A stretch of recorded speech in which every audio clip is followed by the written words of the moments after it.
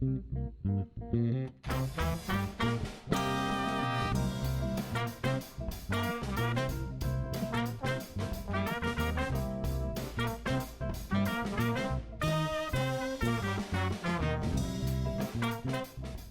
I'm Ted Haptegabber, founder and producer of Live Talks Los Angeles. Thanks for joining us.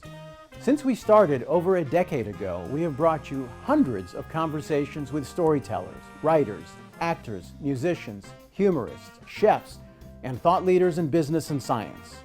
You can watch and hear most of these in our YouTube channel and our podcast. For details, visit livetalksla.org. And now, here's the show you've tuned in to see.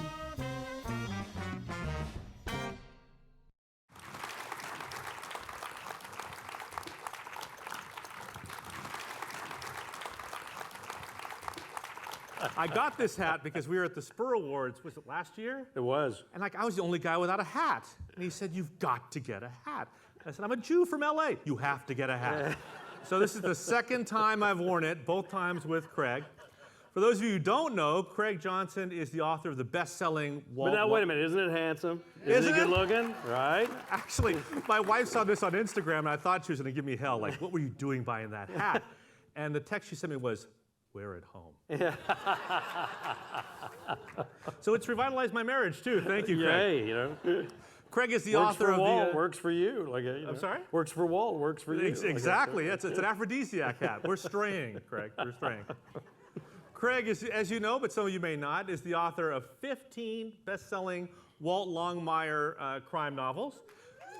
One a year, right, for the last 15 years? Yeah, 2 novellas and a collection of short stories. The books have scattered in been there. New York Times bestsellers, inspired a TV series that has run 6 seasons, as well as a festival in Wyoming that draws 10 to 15,000 people every summer. Yeah, it's like a FEMA disaster is what it is. Like, yeah, pretty much. There's also the action figures, Yeah, there are. Yes. the lingerie, which we're both wearing. The bobbleheads. Yeah, all that.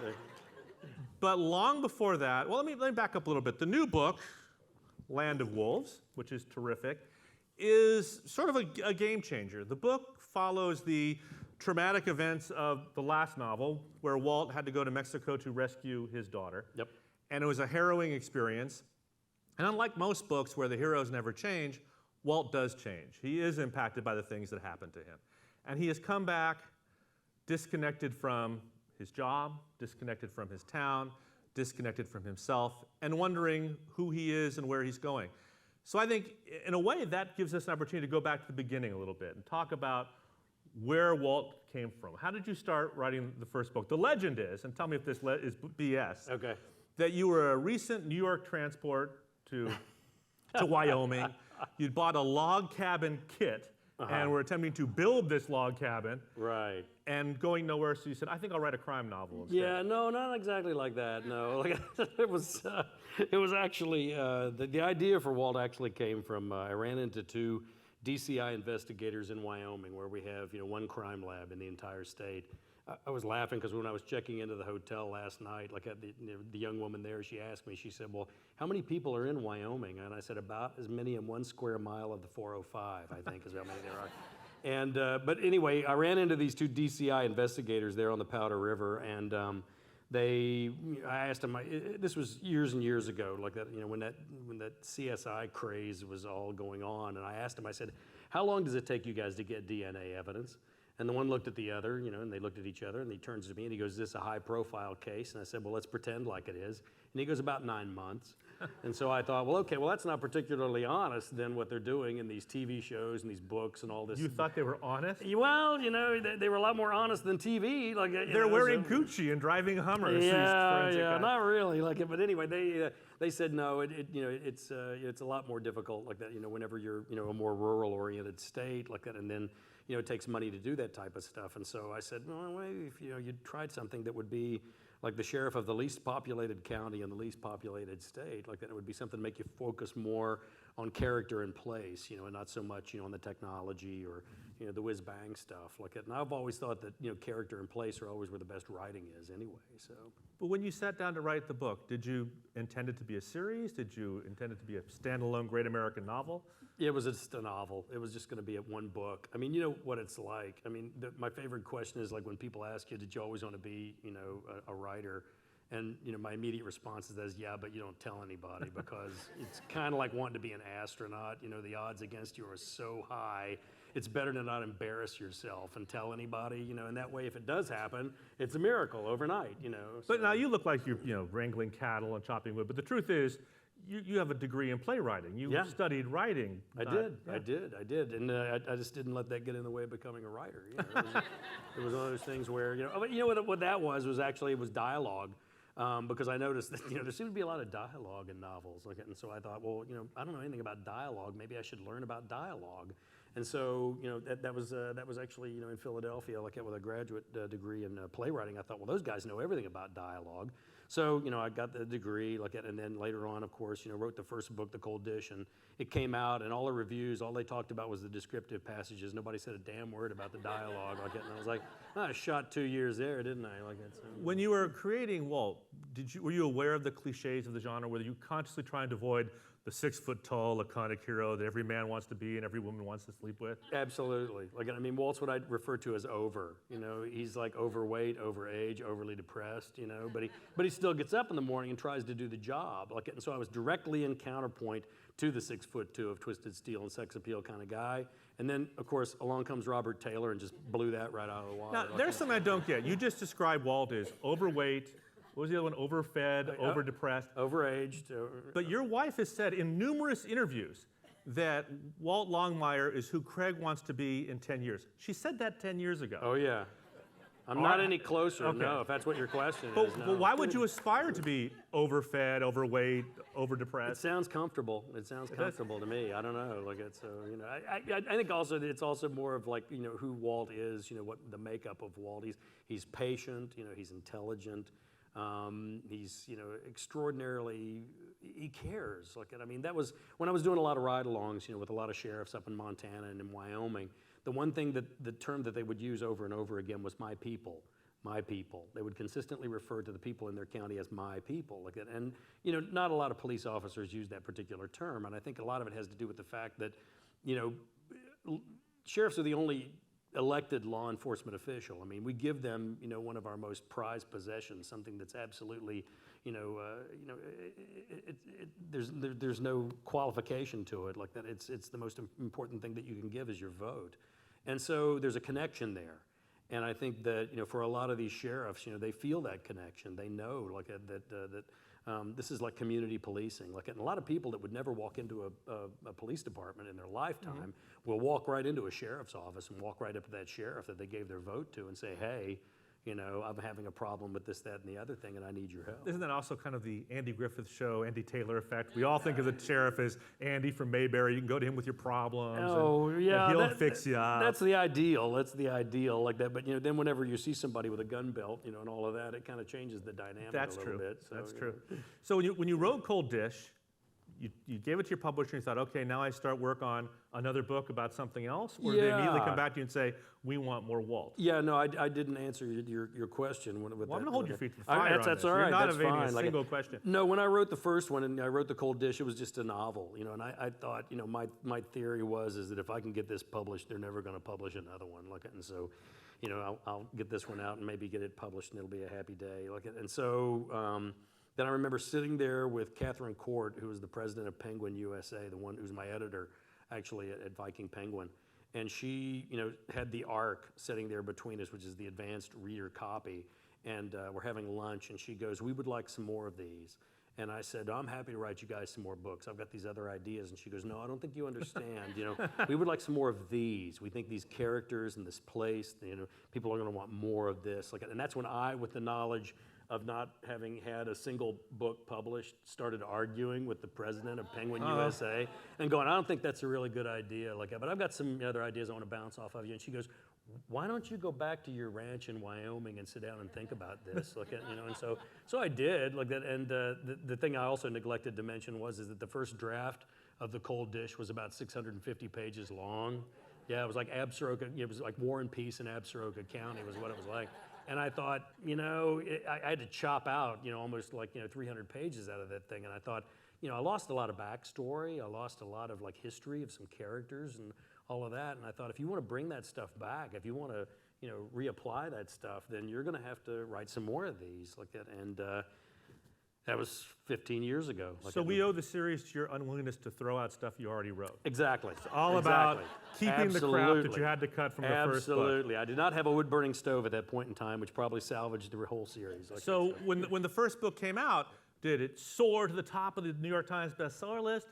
Were 10,000 people eager to come out to Ucross and celebrate Longmire? No. I mean, it was being with a more of a literary press, with Viking like that. I mean, they're not going to put like a big bombshell release or anything like that. And so it was also difficult because I think a lot of times they had difficulty trying to figure out what exactly the book was.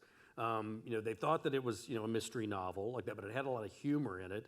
But then again, it had a lot of history in it like that. But then it had, a lot of literary descriptives and all this type of stuff. And so it was kind of working on a lot of the margins, of a lot of different genres like that. And so they weren't quite sure how to do it like that. And so The Cold Dish actually to this date has gone through like about, I think, 5 different covers, where they've been trying to figure out, what to put on that, that book. Like, but it did very, very well. And it got magnificent reviews like that and a really wonderful response.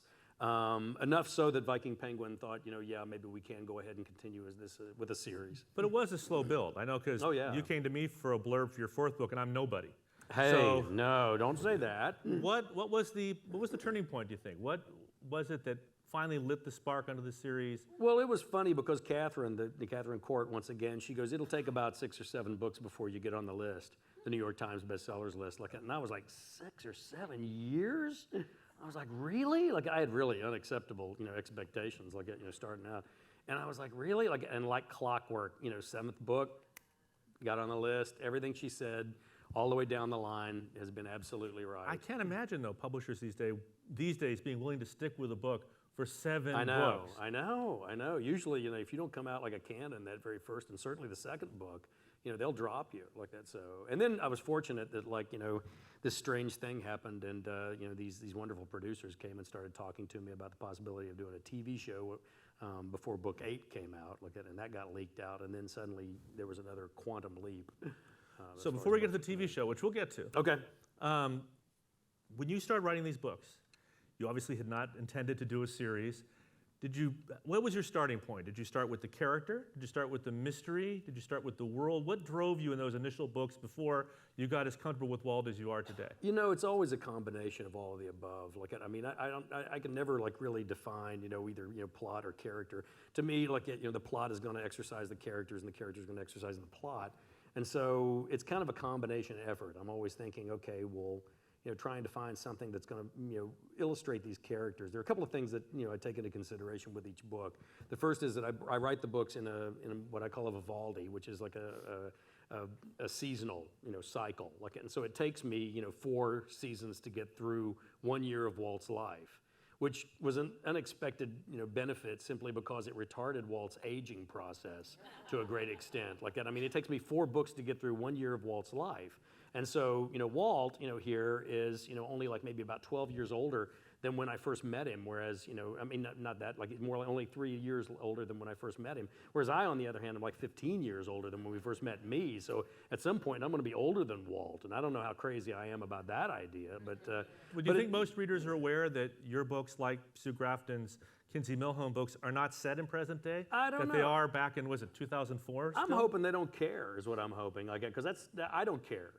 I'm like, I'm just trying to, like, hold Walt together for as long as I possibly can and keep him for as long as I can, like that. But then to answer your question, like, it also it has to do with the characters. Where are the characters, in their lives right now, and what kind of a plot is it going to be that's going to exercise that, and get it, to where that development will continue. Because I'm a firm believer that, like, with a series of books, we've all started series of books where you kick into them like that, and they're great when they start out, and then you get about 7 or 8 books in, and it seems like the characters aren't really changing. They're recycling the plots over and over again, and it gets a little tiresome like that. And so one of the challenges, as you well know, like that, is to try and make sure that each one, is going to bring out something different. And I think that the evolution of the characters and the difference and evolution of those characters is what is going to carry a series. So is that where you start with each book? What is the conflict that's going to be at the core of the story for Walt? I think then so. The mystery arises from that? Yeah, and not only Walt like that, but the other characters in the books too, like with Vic Moretti, like and Henry, and all of the others. I mean, where are they at this point, in their lives, and what is this book going to do to, formulate a change like that and force them to, get out on that thin ice, of a different kind of life for them. And we'll talk about this later when the cast and producers are up here, but do you feel the same need to service the other characters that a TV producer might feel in servicing his cast, or do you let Walt run the show in the books? Well, since the books are written in first person, it's always going to be Walt's perspective, and Walt's view. So Walt is always going to be that voice, that's in the background, but it's very interesting to me like that because, a lot of times, whenever I'll meet somebody who's reading the books like that and I'll ask them who their favorite character is, a lot of them don't say Walt right off the bat. Walt is this voice that's, the continuum, that's telling the story like that. And so, a lot of the other support characters are more like, that kind of, the kind of characters that kind of steal the stage when they come on. Oh, Vic steals the stage every time she's on. Absolutely. And in the TV series too. Especially with this book, in this particular book particularly like that, because she was not a large character in Depth of Winter. And so I swear, like in my subconscious mind, that character is revolving around and they're waiting to get back on stage again. And so then when she came back in Land of Wolves, she came back with a vengeance. So. But Walt never whispers in your ear like the leads of some shows I've been on. She's getting too much screen time. No. This is the Longmire book, not the Vic book. No. Fortunately, I can get a little handle on that and keep that from happening. That's good. Now, obviously, you rely on Vic and the other characters too to provide a lot of humor. Oh, yeah. You've said that I'm going to get this quote wrong because I don't want to refer to my notes. I want to look like I've got all inside my hat here. But you said something to the effect that there's no quicker way to dehumanize a character than to rob them of their sense of humor. Right. You seem to be a strong believer in humor revealing character. Oh, yeah. Why is that? What is it about humor that you think makes people human? Well, it's just so much of the higher, brain content. I mean, it's, that wit. And I think it's also much more, anybody that's ever had a tough job, that's the thing. Like, and I'm always amazed whenever I read something that's a piece of crime fiction where there is no humor in it. I'm always thinking, you've never been around cops before, have you? Like that, because that's the only way you can keep your sanity, is by having that. You do one of two things at the end of the day in any kind of a high stress kind of job. You're either going to cry or you're going to laugh. Like, I know I'd much rather laugh. That's true. Aren't you afraid, though, that sometimes the humor will undercut the suspense or the mystery or the solemnity of what's going on? Well, you have to be careful. Like, I think, you don't want to undercut. Obviously, when I was doing Depth of Winter, when you're dealing with drug cartels and the kind of violence and the kind of difficulties like that Mexico is facing right now, you don't want to undercut that by making it some, raucous, right. lampooning comedy like that, because it's not right. It's just not fair. And so you have to be careful as to what type of humor it is. And so, not only does each book change the type of humor, but each character is going to change the type of humor. Obviously, Henry's sense of humor is a very native sense of humor, which is an extraordinarily dry sense of humor, with a kind of a lampooning quality. And that's one of my favorite things is the native sense of humor like that, because if you're not aware of the native humor, you're generally the butt of that humor. And so you really kind of got to stay sharp, when you're standing around those campfires up on the Northern Cheyenne or the Crow Reservation. Well, I think you told me once, it may have been Billy, so we had some Native Americans on stage with you and they were hilarious.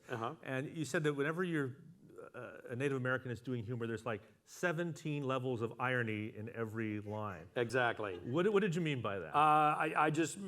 They're very aware. They're very aware of the culture, the situation, and all of these things like it. And so you better be, you better go along with it and try and figure out what it is as they're going along. Are you, as obviously not a Native American, able to mimic that 17 layers of irony? To an extent like that, but I'm also fortunate that my ranch is right below the Northern Cheyenne and the Crow Reservation. And so I can get up on the res like it and find out what's going on pretty quick.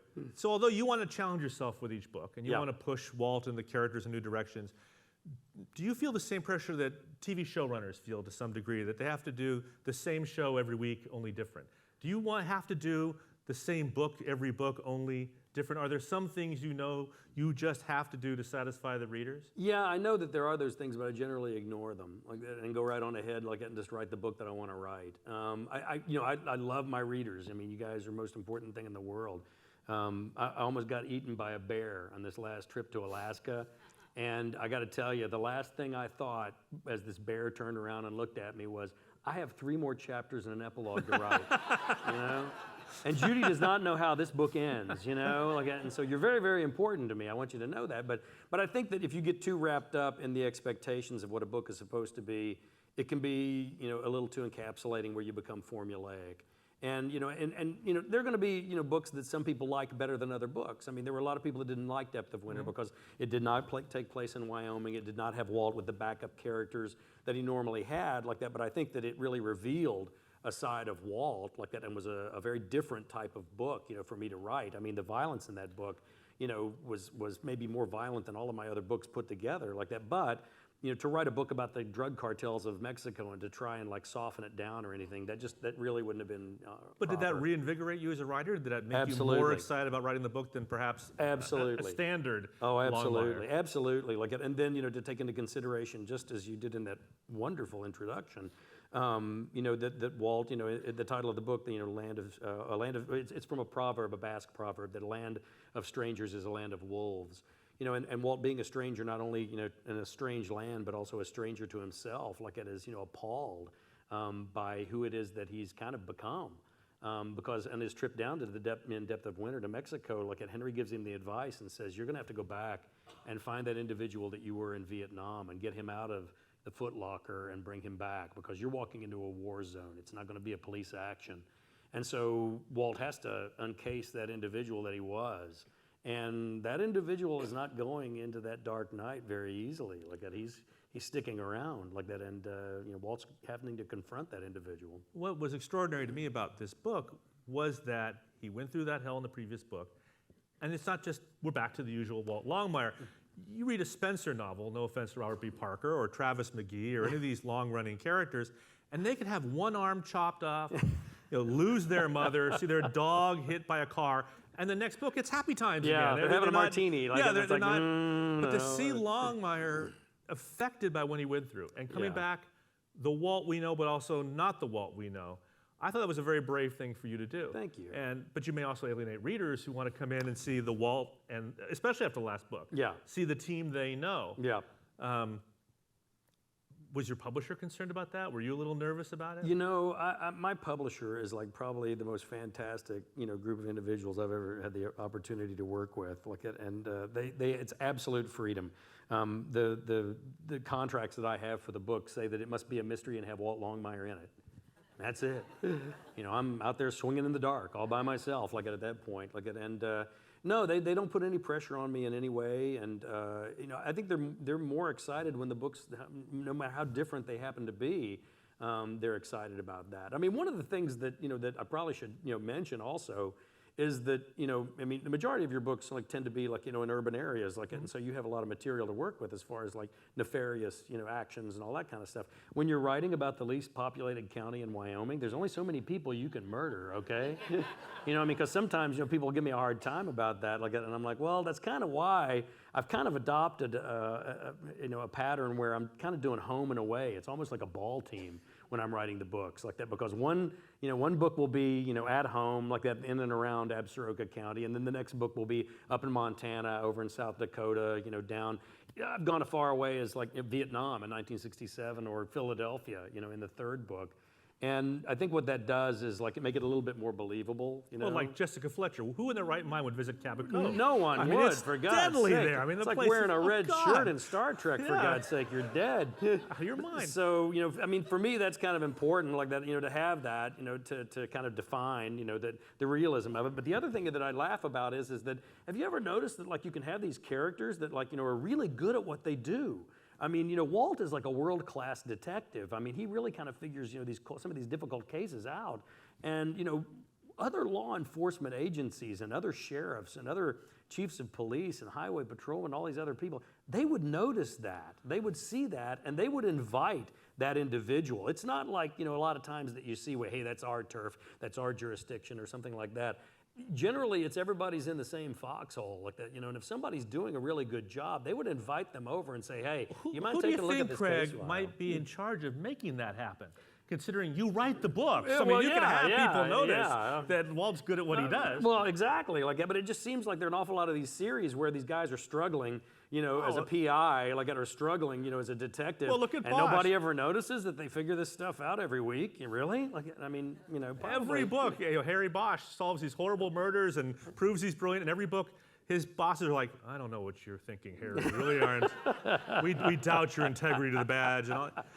But you'd have no series. So in a way, you are doing the same book, every book only different, because you haven't had Walt move to the major crime unit of the FBI. No, I don't think. Well, that's what people, because we had a bumper sticker that came out that said Walt Longmire for president, and everybody kept saying, how about Walt for president? And I was like, Walt barely wants to be sheriff, I mean, he's right there on the edge, But in a way, though, I don't want to give this book away, but the book in some ways is a series reset. You leave the door open at the end where you could have him become a PI or a major crime unit. You do say that the Walt in the book after this may not be the Walt you particularly know and love.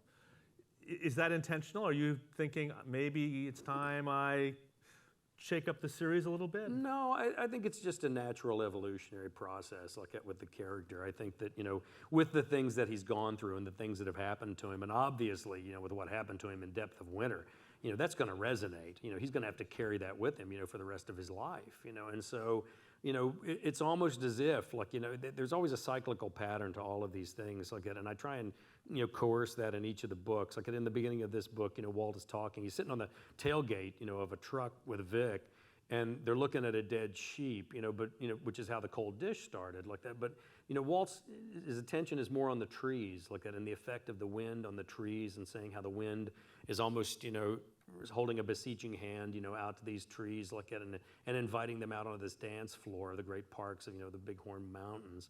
And so, he's going through, and that's how the book, ends. That once again, is the imagery that we have. I try and bookend the books, so that the imagery or a snatch of dialogue or an idea is what starts the book, is also what will end the book, to try and illustrate that cyclical pattern like that. And I think that there's a cyclical pattern to Walt's life. Obviously, he got through Vietnam like that, and he got out of Vietnam like that. But there were things about Vietnam that were still, tugging at him like that, and now they've come full circle like that, and now they're back again to that individual that he thought that he had escaped, but hasn't. Well, let's go backward just a little bit. The TV series comes along. Obviously, you were shocked. It changed everything. Shocked in many ways. You said once in an interview that the TV series, you likened it to having one of your houseplants suddenly start talking to you. Yeah. What did you mean by that? It is. I mean, you're used to this stuff because you've had a lot of interaction with TV and movies and all of this like that. But for me, all of it was a shock. I mean, all of it was a surprise. I mean, I still remember, going, I mean, it really, I think the first time that it really kind of dawned on me that they were serious about making this TV show was when I went down to New Mexico and they had 6 identical Broncos on a car carrier. And I was like, oh shit, they're serious about this, aren't they? And it was like a strange time, like to have it kind of come, the chickens come home to roost like that. But yeah, it was just, I guess I was shocked at the very beginning, about the idea like that these, were really, impressive people that had track records that were amazing, for the shows that they had done. And they were, they struck me as incredibly intelligent people. The only thing I questioned was them trying to make a TV show out of the sheriff of the least populated county and the least populated But were you at state all in Wyoming. worried, as some novelists are, that the show would go in a direction that wasn't true in some way to what you were writing, or that readers would begin to expect your Walt Longmire to be the same Walt Longmire they're seeing on TV? No, from the very first conversation that I had, with the producers, like that, they asked, really incredibly sharp questions. I still remember Greer asking me, one of the first questions she asked me was, she goes, "Why did Walt go to USC?" And I was like, well, he was like one of the top 10, offensive linemen probably in the country at that point in time, and it had to be, one of those big, Rose Bowl teams like it. And so it was like Wisconsin, Nebraska, California, and I was like, it was the 60s. Walt would go to California, is where Walt would go. Like it. And then, I just, whenever they were asking me questions and stuff, I did what they tell you to do in job interviews and ask them questions too, right? And so when Greer was asking me these questions, and Hunt and John and everybody, I turned around and asked them, like I said, I looked at Greer and I said, why do you want to make a TV show of the, this sheriff in this like desolate, county? And I still remember what she said, and it's something I carry with me everywhere I go. She said, you know, we've kind of had this anti-hero thing going since the 1960s. And, you know, I think we're about ready for one of these blue ribbon heroes, one of these guys that's not perfect by any means like that, but a guy that has a code that he lives by and tries to do the right thing, you know, a real hero. And I was like, I'll just have a big steaming cup of shut the hell up now. But weren't you worried? I mean, I know Greer's in the audience, and she'll be up here soon, but wasn't part of you worried, okay, she's telling me what I want to hear, but I'm going to turn on the TV, and Walt's going to have a Mustang convertible, and his daughter's now going to be a PI wearing a halter top, and they're going to say, we just made some slight changes to make it broader for the audience. Right. And it was in Wyoming. It's now in Albuquerque, but otherwise it's exactly the same. Like no, I mean, you know, I kind of went in, you know, with, as you well know, like that. I mean, there's a long history of writers having problems, you know, with Hollywood, like that. But you know, they were just extraordinarily smart, you know, in the questions that they asked, and you know, just it seemed like they were. I mean, the hard part is like, come on, I'm a cowboy author from a town of 25. Right? I mean, I wasn't going into this, you know, like Stephen King, you know. So, you know, the best thing that I could ever possibly hope for was to try and get the very best people that I could get to work with. And then, like any other job, doing the hardest thing in the world, leave them alone. Well, speaking of that, let's invite them up here on the stage. So if we could have Greer Shepherd and the rest of the cast, come on up. So if I'm getting the history of the show wrong, please correct me. Well, from what I understand, it initially started with you and your partner, that your agent or somebody came to you and said, you're doing a great job on the closer, this should be your next project. I'm sorry, this is Hunt Baldwin. He and his partner, John Coveney. John Coveney. John Coveney and I had agreed to write 2 pilots, and we had written one of them already that was about a friend of ours in his life as an LA cop, and we had written on the closer before, so we knew a lot about the world of LA cops, and we were having a very difficult time actually coming up with the second idea, and we collectively, and we were working with Greer on all of these, we collectively didn't agree and wanted different things, and then our agent at the time sent a book over and it said, Hunt, I know you are a big fan of Wyoming. My mom and dad moved there back in the early 90s, and it's my favorite place in the world. And he's like, I know you're a fan, check this book out. I think it could be great. And I read the first book, and I wasn't sure, for all of the reasons Craig was talking about, right? That, you know, there were some real challenges with imagining how this was going to become a TV series that could run for more than 10 episodes, which is always the goal. It wasn't until I read the third book where, ironically, because Craig was just talking about how the fact that nobody ever commented on the dialogue, in the third book, when the third book was the Philadelphia one, right? Yep. Walt was in Philadelphia, and I think it was Vic's mother who's watching him at one point and says, "What are you doing?" And he said, "I'm thinking. I do that sometimes before I talk." And it was a line of dialogue. I said, well, that's a show. That's a character, and it's what led to the conversation that Greer and I were talking about. There's a character that's not on TV anymore, that we haven't seen in years, and a throwback of sorts, and just somebody we miss. And it also happened to resemble my father a great deal. So I was drawn to it. I was drawn to the sense of humor, all of these things. And at that point, I said, all right, Coveney Greer, you got to start reading these, and let's kick it around and figure it out. You were running the studio or the production company involved here. When they came to you with this book and this project, wasn't there a part of you, the network programmer daughter part, and that said, no, wait a minute, this is rural, we got Indians, we got coyotes, where the hell am I going to sell this, and who's going to watch it? Or was it an easy sell for you? No, it wasn't. I mean, we were looking at a genre that had been, considered dead, which was the Western. But I had always loved Sam Peckinpah's The Wild Bunch, and I had loved what he had done, he and Waylon Green, about really looking at the archetype of the cowboy and upending it. And for me, it revitalized the genre. And I thought, nobody has touched this in a long time. And I think that that's a variable that we can play with. Craig's Walt Longmire was in some ways very similar, to the legacy that had been established. But at the same time, he was very different. He was a far more sophisticated type of character, far more emotionally attuned, even though he still was quite laconic. And I thought, I love to take risks. I love to be the first one in a genre or a remake of a genre. And I did, what Craig said was true. I was really tired of the plethora of anti-heroes out there, and I felt that there was room for a romantic hero.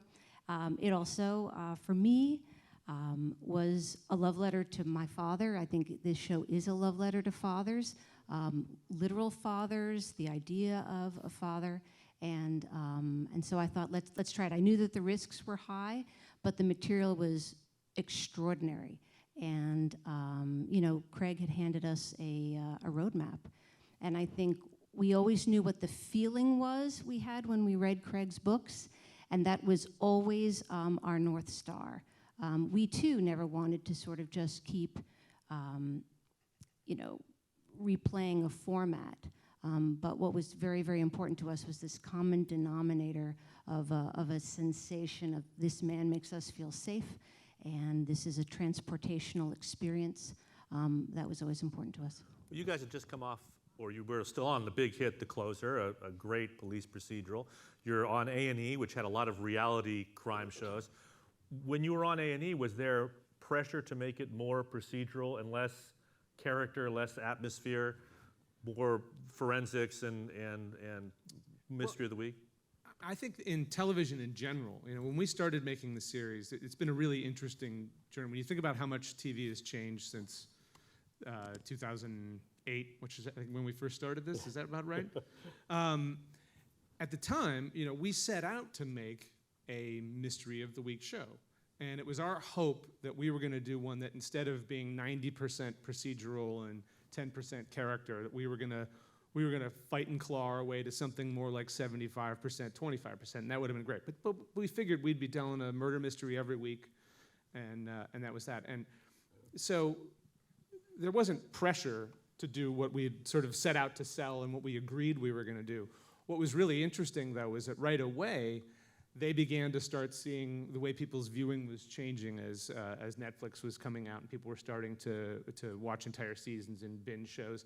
And there were shows that were coming out like Lost that were way more serialized, and the hit shows were no longer necessarily the ones that were closed-ended, the same kind of story every week. They were starting to be serialized. People had a reason to come back, and so they started encouraging us to do what we had always wanted to do, which was more character, more serialized arcs. And so what we thought we were going to trick them into doing over the course of 5 years, in season 2, they were already starting to encourage us to do it. So we kind of lucked out, I think, in terms of when our show hit the airwaves, because it maybe got on because it felt like it was going to be one of those older school procedurals, but because we always wanted to change it into something that was more like a serialized drama, we were just perfectly situated. But we were caught a little bit by surprise. We were not planning on that, and originally, Walt's wife was going to die quietly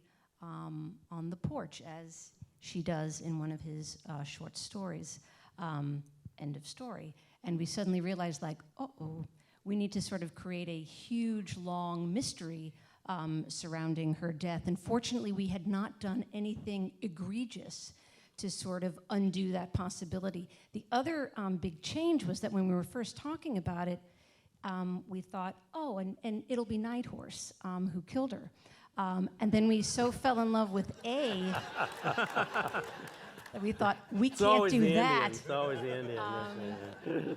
Yeah, and so the switch to have it be Gerald McCraney was sort of. Now you've ruined it for everyone who hasn't seen it yet. There is a statute of limitations on spoilers. I think that. So I have a question for you, Katie. You are coming from Battlestar Galactica, a heavily serialized show with a fervent fan following, which my family is a part. You must have thought, this would be so much more relaxing. I'll be on a police procedural, mystery of the week, none of that fan obsession crap. Boy, were you wrong. A little bit. I was really looking to play someone that was grounded in like a real place that I could identify with. Vic's probably the closest I've ever played to myself. And I've always sort of tried to find characters that were ruled with their heart and like this intense honesty, which Starbuck very much was. But I had played this character that was so exhausting for so many years. I was really looking for something that was more based in reality and a bit calmer. And as we kept going and going, Vic just kept getting more sassy. I was like, she's so much fun. She's such a spitfire. I think she's just a more mature, real, grounded version of who Starbuck would have been when she grew up. Were you able to coach the cast and Craig and everyone on the whole fan thing? Because I'm sure they weren't as prepared as you were for the fans that came along, the whole Longmire posse and the amusement park you now have in Wyoming with the roller coasters and all that stuff. That's next. It's coming. But you were the veteran of this kind of thing. Did you give them any sort of coaching on how to deal with it, the fan obsession and? No, you never get prepared for anything like this. You always hope that people are going to love what you do. And then when they actually do, it's almost shocking sometimes. You just get overwhelmed by it. Of a crime show that's ever had the kind of following, the passion that Longmire has. What other crime show can you think of that draws 15,000 people each summer to a tiny town in Wyoming? Mayberry. Mayberry, okay, that's true. Now, you played a character that wasn't in the books, that people loathed, yet also loved at the same time. What was it like for you coming into this franchise that had this passionate following? Well, it was wonderful, and one of the greatest aspects of doing the show was to actually feel the fans turn in their opinions of him. You know, it was easy for me to kind of frame the thing because of the great gift that I received by being placed in the last scene of the Dog Soldier episode, where you actually see Jacob out there under the stars offering those teeth. And I actually, in reading that, was so astounded that I actually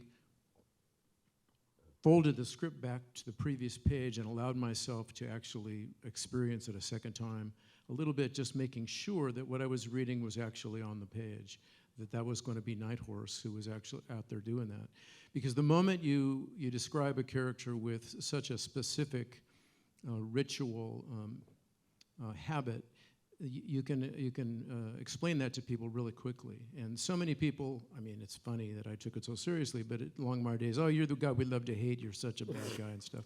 And I said, well, you know, you can go to Wikipedia even, a simple place like Wikipedia, and spend 10 minutes under the title Dog Soldier, and then understand what it is that Nighthorse is honoring, and understand how kind history has been to him, because he cares about the people that understood what was going on to his people and took a stand against it.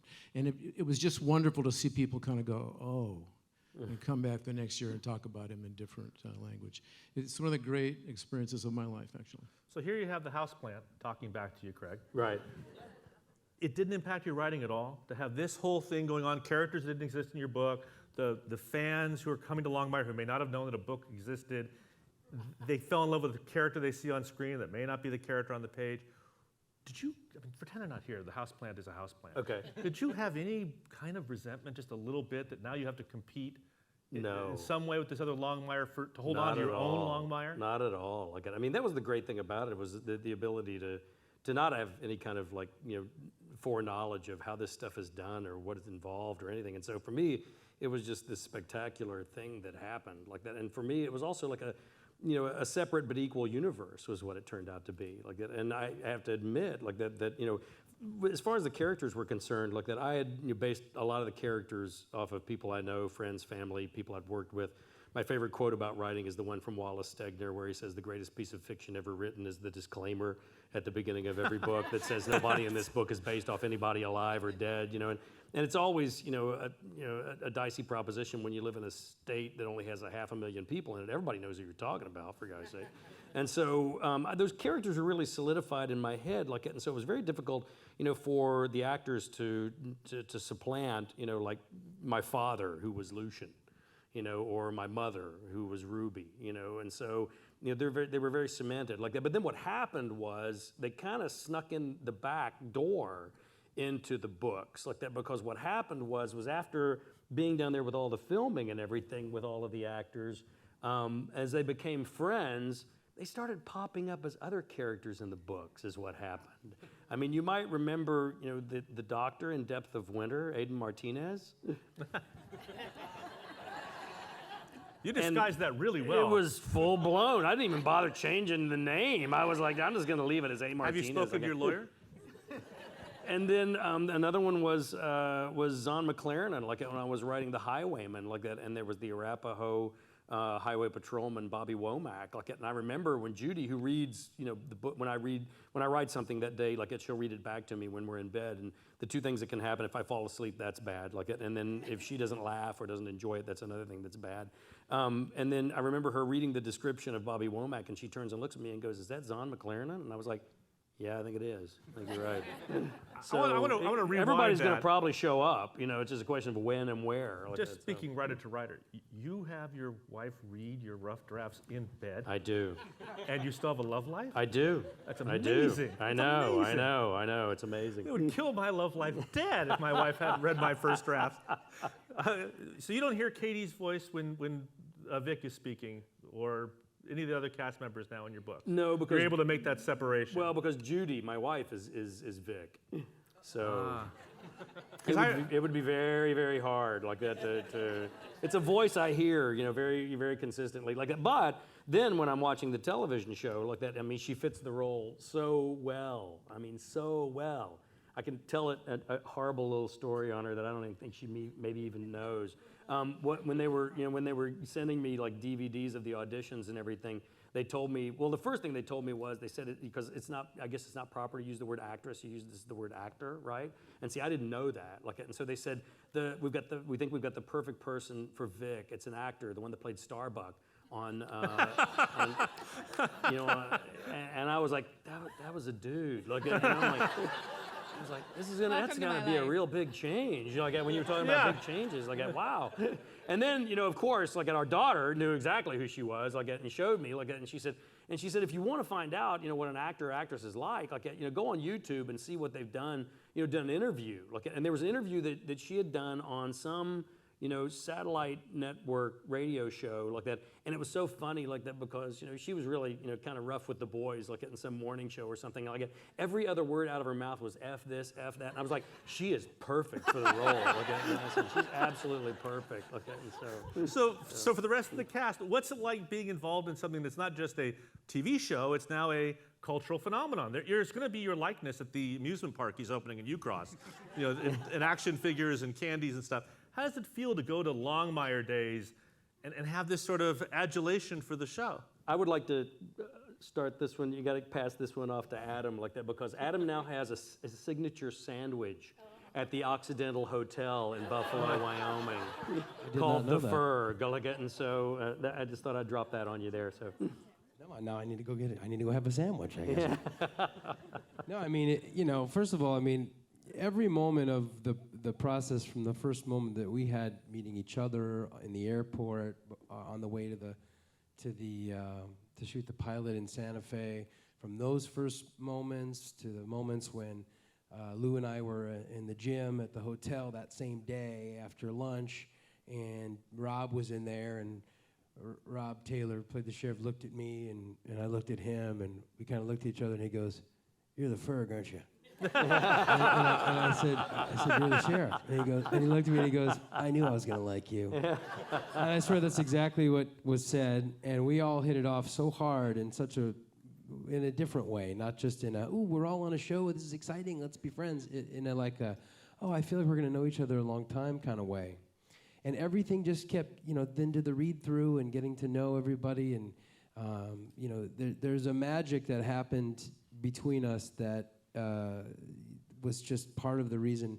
And it happened from Craig's writings into Greer and Hunt's leadership and the way in which they ran every little aspect of the production. Every little decision with a crew person or with a moment or with a line or just with actors outside of work or everything. It takes a lot of love and labor and care to allow, I think, for a series to go that long, and that's a big part of it. But then to expand it to go to Wyoming now and see, like we do every year, and see some of you, so there's like, I don't know how many, I think I've already tonight seen 10 people who have made the trek to come here from all over the country to be here that we see at Longmire Days, and we've created a whole family there of people who come out and who have taken on the same spirit and that of the show itself and of the thing. So it's just a blessing. Is the same true for you? Is it a blessing? Is it magic? Or you just wish it would end? I don't want to slip out to the Wyoming anymore. This year this is my first year being invited to Longmire Days. Why wasn't he invited before? I was hazing. I've never been invited. I just show up. Well, you're the writer. No one wants the writer there. Hunt hasn't Actually, been invited I'm reading the book. We were talking about before the book, Another Man's Moccasins, where kind of based on my character. Virgil shows in the up, show. yes. Virgil shows up, and it's pretty amazing. But there's nothing that could have prepared me for Longmire Days. I mean, I'm still trying to get sleep. I was so exhausted after. It was overwhelming, and it was just amazing, and it was precious at the same time. Well, I'm sure when you guys were cast, it wasn't part of the contract. You will schlep to Wyoming, and you will be in Longmire, and you will have a sandwich named after you, and you won't get a penny in royalties from those sandwiches either. Is there a drink named after you? Oh, I hope so. Yeah. I hope so.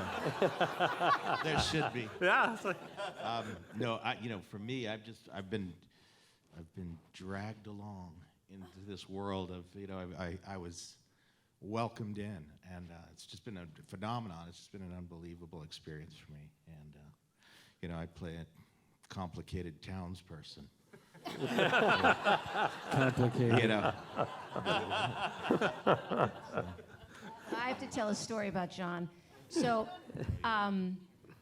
when we were casting Bob Barnes, there was tremendous pressure on us to cast locally because we had a shoestring budget. But John had come in LA, and we had loved him. But we didn't have the money to fly him there or put him up. We were going to have to pass. And, the casting director, I guess, communicated to him, like, well, if you can get yourself there and find some lodging, they'll cast you. And he did it. And obviously, I was flush at that point. Wasn't. oddly enough, that's how Longmire Days runs to this day. If you can get your ass to Ucross and pitch a tent, you can participate. You're in. but the rest is history. We just loved him. Is it history? Is Longmire dead? Or is it just Longmire Days? Or will we, Hunt and Greer, will we be seeing some future Longmire? The good news is, and this is, I don't think, very often true with shows, everybody would be game and willing to do it, from us to the actors to, I would say, probably 95% of our crew. Whether someone's going to come up with the money and the airspace for us, we don't know. But we're always keeping our minds and our calendars open to the possibility. We decided at Longmire Days that we all have our wardrobe still. I mean, but that we could just do like a fan video. Like every time we go to Longmire Days, we just come up with a new crime, and we just shoot it on an iPhone, and we just put it on the internet.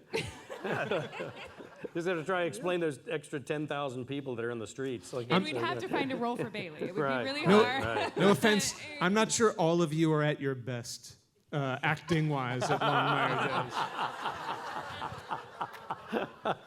So Maybe we go a few days early and get some of that footage. So for the 3 or 4 of us who haven't been to Longmire Days, is this like a Trekkie thing? Do people dress up like Longmire and reenact their favorite episode? What happens at Longmire Days? There's a guy that comes, there's 2 guys that come wearing the coat, this fur coat, the big, State Puff Marshmallow coat that I love so much. That they come wearing that with patches on and the whole thing. It's crazy. It's awesome. People are so passionate and so wonderful. It's awesome. Is there because I know of no other example, and you're the only one I know I can ask.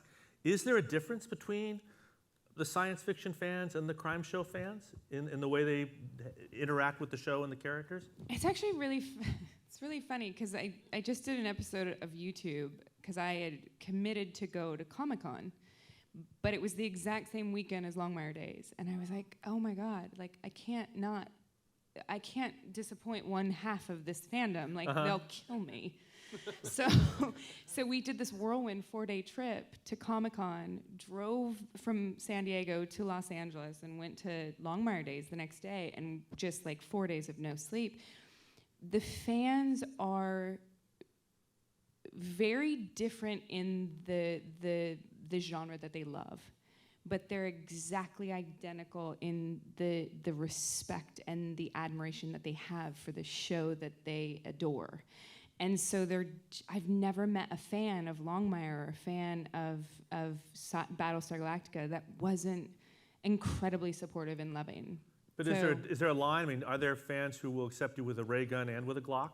Or is it one or the other? I mean, they're just, I don't know. I've been so blessed to have 2 shows that were so adored by so many people, where you can go from Comic-Con to Longmire Days in one weekend and feel the exact same amount of camaraderie with these people, because I adore the shows and the characters as much as they do. Did you have some of this when you were doing Santa Barbara, eh? We have the diehard soap opera fans who devote every single day to loathing you. Well, they didn't. Is this on? Yeah. No, in Santa Barbara, luckily, I played a guy that was not loathed. He was really cool. I learned a lot about how to be cool by playing him. He was my teacher and stuff. And we're just about to go to the Bahamas and take a reunion cruise. People are coming from all over the world to actually come and hang out with some of us from that cast. So because of YouTube, it stayed alive. And there's certain people in the world, and particularly this woman in France, who took it upon herself to devote a channel to the history of my character and his wife on the show, which preserved it and brought it to a whole other group of people that didn't notice it when it was actually happening. So it's awesome. I was just saying to Hunt earlier, it was interesting. I'd been working 16 years when I got that show, and nobody had really given a damn about anything I was doing. Was the way it felt. It was like, I'm just in a vacuum over here trying to survive. And then that show happened, and suddenly I'd just be walking around in the world, and people would just like look at me and smile. It's like all day long, people looking at me and give me a little smile. If they're not going to talk, they're at least going to give me a smile. And it just makes you feel so good. You just, after years of like having that sense you're in a vacuum, to actually have people actually seem to care, it's a great tonic. And I started being much more careful about my grooming. I would shave, regularly shave, try to make sure I wasn't like a total mess walking in public. So it was really good for me on a lot of levels. Now, this impacted you when you were doing Longmire, knowing you had, when you were doing the closer, you didn't have closer days. You didn't have the big party in Van Nuys for all the fans of the closer, or the cruise to downtown LA. Did knowing you have such a fervent fan base impact the way you approached the series and the stories you were going to tell? I think eventually, listen, I work very hard to not know what anybody thinks about the show. I don't read, people say they don't read reviews. I'm not on social media. That's sort of important to me. It would be impossible to me if I had all your voices in my head and I was trying to figure out how to get a script out. But I think that, a little bit of what A was talking about, it really never occurred to me that I was going to make anything that anybody gave a shit about. And I don't mean that, like, I was just doing it because I love doing it, right? And it was like, oh, and sure, people are entertained by it, but it was pretty sobering and humbling to talk to people, because there were people that had a very, very profound connection, people that would tell you a personal story about what the show meant to them that would bring you to tears, and you really realized, and listen, our version of the show, what Greer and I were telling stories about, what ultimately deep down the show was for us, it was really a meditation on loss and how do you move on after a loss. And obviously it was a big thing for Walt. It was a big thing for a lot of the characters within the show, and it was personally a big thing for me. So I really felt a deep understanding of how important it was to not be lazy and flippant with what we were doing, and to not just walk away from all that we had built that way just because we were bored and we wanted to move it in some extraordinary other direction. So it does have an effect. I think it made us work harder than I think a lot of people do in the last couple of seasons of a show, because we really felt the responsibility to see the thing home. So I'd like you to share one anecdote you shared with me once, and then we'll open this up for questions. The show came out. You went to a diner with a baseball cap on. The hat story. What happened? It was a tour, and we were starting the tour at the Buffalo Bill Museum. You mean book tour for a new book? Yeah, right? And it's a marvelous museum in Cody. And we were going up to Billings to jump on a plane like that. And so my wife knows that traveling with me is kind of like traveling with a trained bear.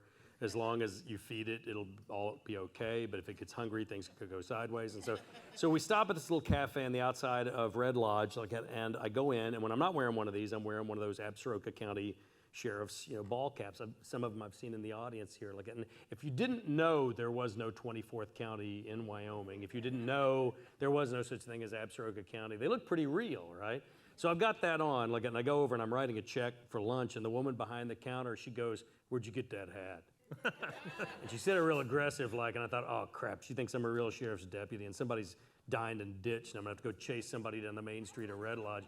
And so I looked at her and I pointed at my head and I go, "It's not a real county." And she goes, "The hell it's not, it's Walt Longmire's county."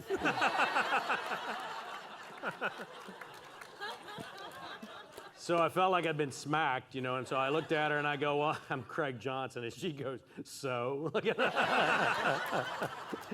said, "Well, I'm the guy that writes the books." She goes, "What books?" It was about then that little voice in the back of your head says, "You should just get out of here, You should just save whatever, you refuse of of self-preservation you've got, just leave." But I couldn't do it. And so I looked at her and I said, "Well, the books that the TV show is made from." And she looks at me and she goes, "There are books?" And so I told Viking Penguin, whenever I go on tour, that's going to be our motto. Yes, there are books. And yes, there are books. He'll be signing them after we're done with this. But do you guys have some questions? If you do, there are microphones on either side of the room. Please go to one of the microphones to ask your question so we can get it on TV and you get your own spin-off. Hello, thanks for being here tonight. What, in terms of the writing of the plots, what do you know about the ending before you start?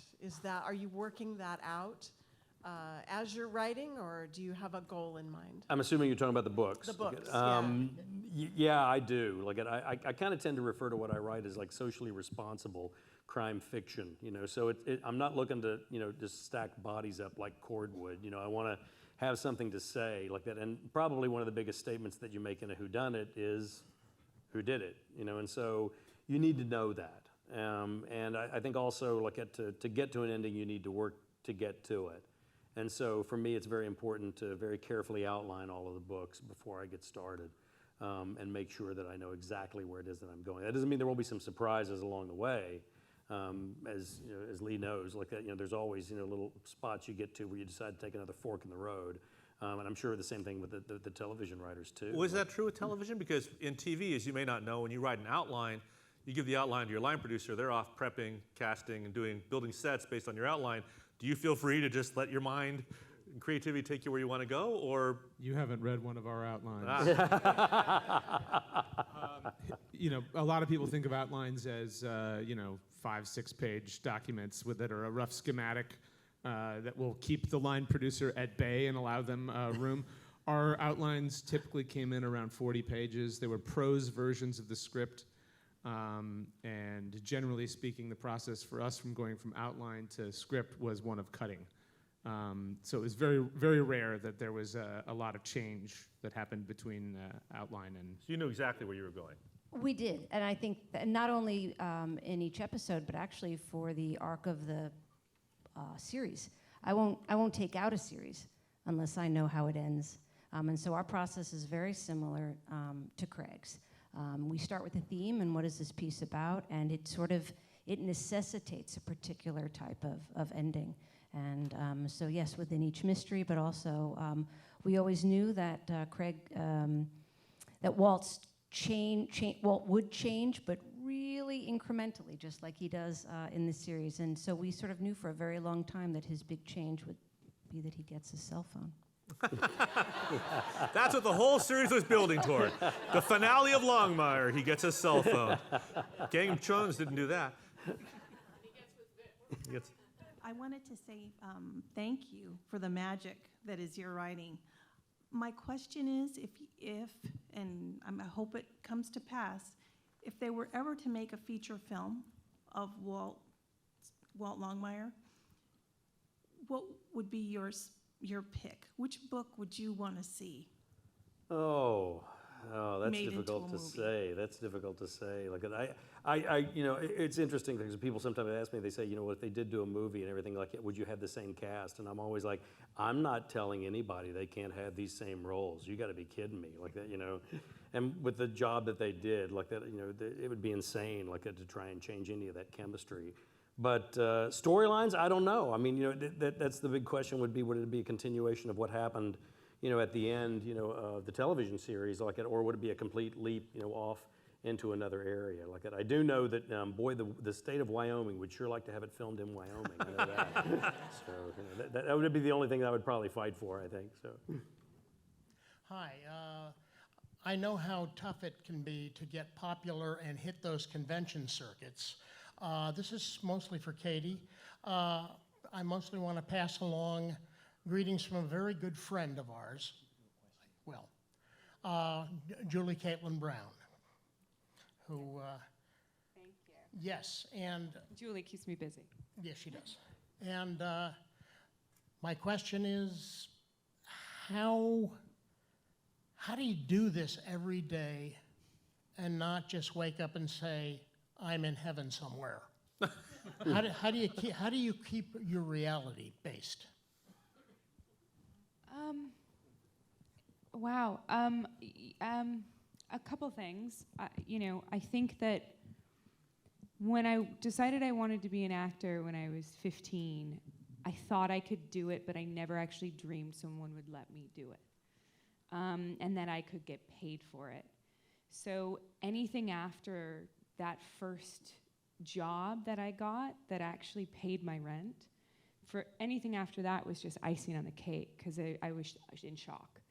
And so I think that there are times that I have lost sight of that in my career because I've been doing this for a while, but I try to remind myself of that moment and how blessed I am to be able to do this and how I've been able to do this for almost 25 years now. And I remember that, and then my mother would kick my ass. She would seriously kill me. She really would. But I just love to, when I was a little kid, I didn't really like my reality. And so I loved to play different people. And so for me, it's just this fantastic make-believe daily. And I'm so blessed to be able to do it. And I remind myself of that daily. There are times, there's been years, where I forgot that for a little bit. But I always come back to that and sort of, the reality of sitting in my bathtub when I got my first job and screaming so loud I dropped the phone and ruined it in the bathtub. And then running across the hall and borrowing someone's phone to call my parents and let them know I would be okay, that I made it. And I just had a guest star. I was like, I'm gonna make it. So, yeah. But thank you. Well, this isn't a question. This is an answer to your question, Lee, regarding John Bishop's character, Bob Barnes.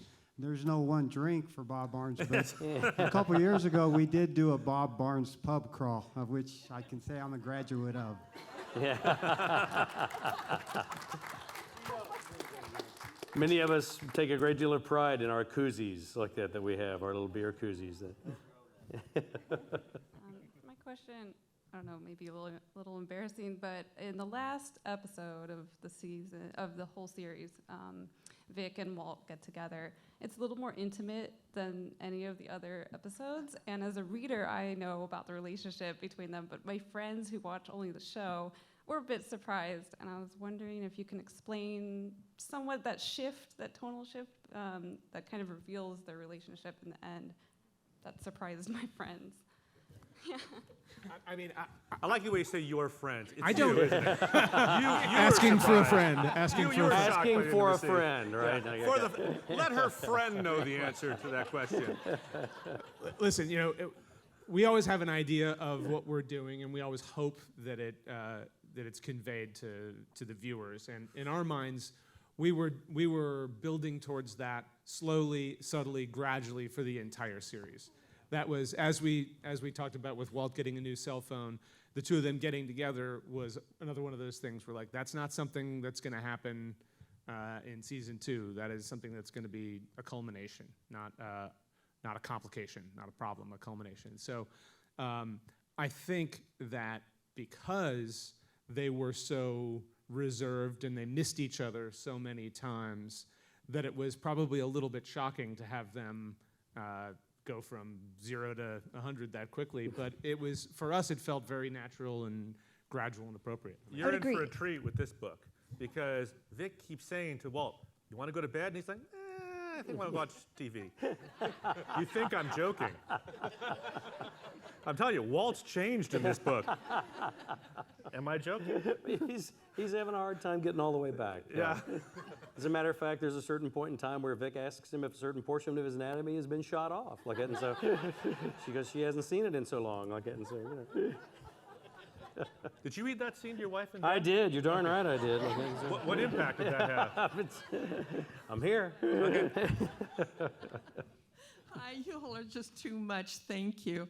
I want to say I love you all except for Jacob Nighthorse.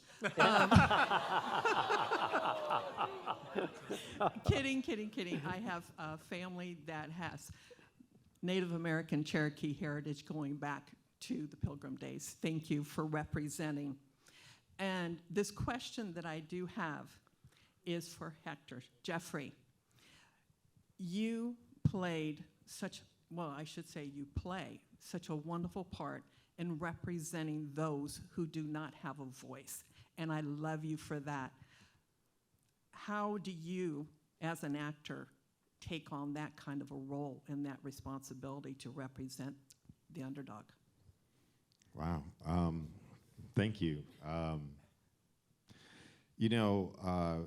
Getting the opportunity to play the character of Hector was transformative for me as an actor, because I had never had the opportunity to play a native role, and I didn't realize when I was having that opportunity the effect that Hector had. I mean, the writing, the show, everything was just something I had never experienced before. Like the camaraderie and just the relationships that had been cultivated in this environment and where we were filming in New Mexico. But I didn't realize really the enormous effect that my character had until I went to Longmire days. I just couldn't believe it. And for me as a person, like I said, I never have had an opportunity. I've always been playing. I've been, as an actor in LA, they're like, well, what are you? Well, what are you casting? You know what I mean? And so for me being able to step into something, that was really powerful for me and have that kind of effect was just an incredible experience. Like it's, to date, one of the most amazing experiences I've had as an actor. To be able to give a voice to those, I think that was also, the whole reservation justice and him being that person, you know. And the thing that I came to really love about Hector, because when you see him, you make this judgment on him, but when he speaks, he really spoke from his heart. And when in the one episode where he said that, you know, I'm not a killer, you know, and I think one of my favorite lines, besides "must be Tuesday," I think one of my favorite lines was that death is final, pain is forever. And just that kind of writing that I got to experience with these incredible people. And then, you know, I got to meet Craig, I mean, you know, in Wyoming, and then, you know, I started reading the books, and there are books. Exactly. There's books. You know, and like I just was so excited to see him again, because his voice is just, you know, it just resonates, you know, especially through the series as well, that, you know, Hunt and Greer were able to, you know, bring out through the show. It was pretty amazing. Thank you for your question. Okay, first I'd like to say you guys should all be very proud of the work you've done. And I have a question for Craig. I've always wondered about Henry. You get these glimpses, and I've always wondered if you've thought about writing a novella or even a novel from his point of view about something. You know, Give him a book. There's a story about, I guess, when Shakespeare was writing Romeo and Juliet, like everybody always wondered why was it he killed off that character Mercutio, who was this easily the most interesting character in the whole play, right? Like that, but he kills him off like that in the second, third act. And there was a Shakespeare expert that said, you know, why did he do that? And he said, because he was going to kill Romeo and Juliet if he stuck around too much. Like, and I think that's actually one of the benefits of those characters. Like that, I always know that, you know, whenever Henry comes on in the books, he's going to be the center of the books. Like that, whenever Vic comes on, she's going to be the center of the books. You know, and so that you know, that focus is going to go away from Walt. You know, and so I think a lot of the strength of those characters is the fact that they're not there all the time telling the story and carrying the weight of all that narrative. They can just come on and be themselves. Like it, and so I would find it difficult probably to write a book, you know, from Henry's perspective, also simply because Henry's native. And it would be quite a chore for me to try and, you know, drop into that mindset in first person, you know, as a native like that, because, you know, as much as I know and as close as I am, I'm not. And so for me, that would be a little bit difficult. Obviously, you know, my good buddy, you know, Tony Hillerman didn't have that problem at all, you know, and was more than happy to, you know, jump right in like it with two Indian protagonists. In 1968, I always like to remind people that, like, whenever Tony Hillerman started his series, it was 1968. That was not a time when Indians were cool in the mainstream of, you know, of society. Like that was AIM, that was the occupation of Alcatraz and all of that. You know, and that he had the bravery, you know, to do that series like that and those characters is really something amazing. But yeah, for me, I don't know. I like holding those characters in reserve, you know, and then just releasing them, you know, whenever I need them like that. And they have a large-scale impact when I do, so. Hello. I have something to say. I really appreciate the way you describe things in a way where people, like, you're just in another world. It's like, sometimes it feels like you just do it so good, you're flipping burger patties at McDonald's. And I have a question. What made you feel mesmerized to be an author in the first place? Oh, just storytelling, you know, just the ability to tell stories. I came from a family of storytellers, and I was the worst one, you know. Like, and so I thought, well, maybe if I try a different, you know, mode of attack on this, maybe if I try and write them down, you know, maybe it'll be a little bit different. You know, maybe I can, you know, accomplish something with that. And that's how it all kind of started for me. Like, and I'm always looking at young, talented people like you, and I'm always thinking, take a look at this. If I can do this, you can do it, really. So. Thank you very much. My pleasure. Hi, my question is for Adam. I hope your dogs are doing great. If you could talk a little bit about the very last scene that you filmed. I'm talking about the one in the vestibule of the office with Walt, and to tell us what happened during that scene and whether or not it actually made it onto the series. All kinds of like secrets being unearthed. Some of the things that you guys were saying, I was like, that's the first time I'd ever heard that about about, I think it was A, or I hadn't heard some of that stuff. It all comes out now. Oh, no, there was this, there was this beautiful scene that Hunt and Greer put together for the end of the series where initially Ferg was going to quit, and he walked in, and the sheriff was finally pulling Ferguson up to the spot above that had sat there for years, and and he was finally doing it. I walked in. We had this whole beautiful scene. It was really, really. And it ended up being the last scene that we shot on the whole series for the whole thing. And everybody showed up, and we literally went from there into our cars, put on some kind of outfit, and then went to the final party that exact same day. It was on a Saturday, and it was just this really wonderful, beautiful scene that is about Ferg basically saying, "I'm done. I've just basically blamed my girlfriend for, having this, doing this horrible thing, and just killed somebody, shot somebody in the head, and this isn't me," and all that. And and it was great. It was really beautiful because it was sort of a kind of a goodbye to the show, and it was Rob and I right there, and it was all this wonderful waterworks going on. But ultimately, I got a call. I think I was in Dallas. It was just before the day before the final show, and it was Greer and Hunt, and they called me and they were like, it wasn't right.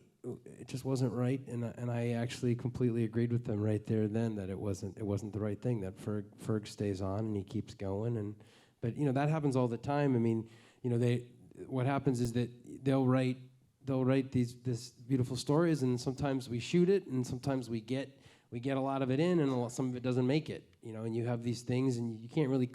What I learned a lot was you can't cling on to things too much. You enjoy the making of them and the creating of them and the acting of them and the experience of them, and you can't cling on to the results of it because sometimes it doesn't make it. You could do a movie, get on this really big movie, and invite all your friends to the premiere and do a big party, and you show up and you're not in the darn thing. And that's happened more than once in this town to more than one person. Happened to Kevin Costner in The Big Chill. Yeah. Seriously, it was cut out entirely. That's crazy. But I do want to add that it's a magnificent scene.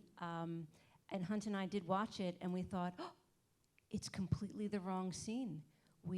This is not the way Ferg's arc is supposed to end. There was a sadness, and there was a sense that this job had broken him in some ways, and that was actually incorrect.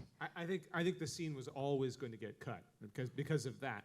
But on top of that, the whole life and art sometimes crossing paths in a negative way. The reason it was so sad was because they were so sad. And Adam's like, there were so many great waterworks. Like, the waterworks were not written in that scene. They were having this very real moment as Rob and Adam, and the entire crew was there having it with them. It was so meta. It was amazing. And it was all wrong. Well, I walked in to shoot it. We walked in to shoot it, and everyone was there, and it was just like this really emotional moment because it was the last scene we were going to shoot on the series and the whole thing. Everyone was there, and I walked up, and Hunt goes, "This isn't emotional." He's like, "This is really matter of fact," and he kept nailing it. Got it. Not emotional. Just the way you said, not emotional. Tear. And our final question for the evening. So a little change. I noticed you mentioned it would be great to have filmed in Wyoming, and I was curious all along. I did look up where things were filmed. Why New Mexico, and why wasn't it in Wyoming in the first place? Sure. There really wasn't a film infrastructure in Wyoming, number one. And number two, the weather can really be inhospitable for film production. And so, we went as far north as we could in New Mexico to get close to the Colorado border and some topography that looked similar. We were always dodging. And there is not a log structure in northern New Mexico that we did not film over the course of 6 years. We got them all. But that's really why we needed to be able to find a sound stage, and local crews, and they just weren't plentiful there. They did use one little bit of like movie magic in the pilot episode, like that. There's the part where Lou Diamond Phillips, waves to Robert as Walt drives by, and if you look over, Lou's shoulder in that pilot episode, like that, you'll see Cloud Peak and Blacktooth, like that, that are part of the Bighorn Mountains. And it was so funny like that because when that episode aired, I had so many people in Wyoming calling me and writing me emails and going, where in the hell is that town? I mean, it's obviously there at the Bighorns, but where in the hell is it? Because we can't, I've been all over that area and I don't know where that town is. And I was like, well, you just haven't been around, have you? Well, please join me in thanking Craig, the cast, and the writers of Longmire.